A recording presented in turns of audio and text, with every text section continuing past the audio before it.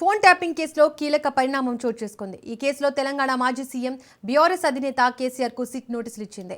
నందినగర్లోని కేసీఆర్ నివాసానికి వెళ్లిన సిట్ అధికారులు కేసీఆర్ పీఏకు సిఆర్పిసి 160 కింద నోటీసులు ఇచ్చారు. రేపు మధ్యాహ్నం 3 గంటలకు కేసీఆర్ను సిట్ అధికారులు విచారించనున్నారు.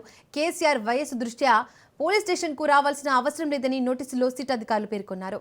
రావాలనుకుంటే పోలీస్ స్టేషన్కు రావచ్చు, లేదంటే మీరు సూచించిన చోటే విచారణ జరుపుతామన్నారు.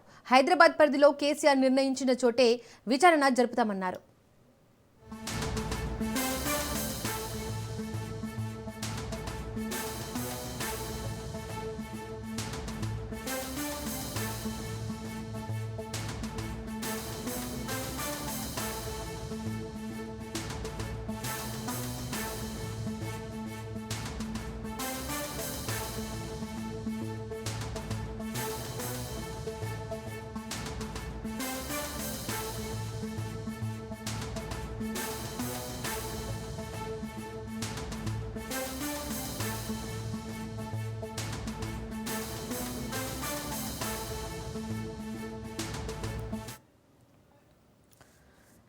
రైట్, ఇదే అంశానికి సంబంధించి మరింత సమాచారాన్ని మా ప్రతినిధి సునీల్ లైవ్ ద్వారా అందిస్తారు.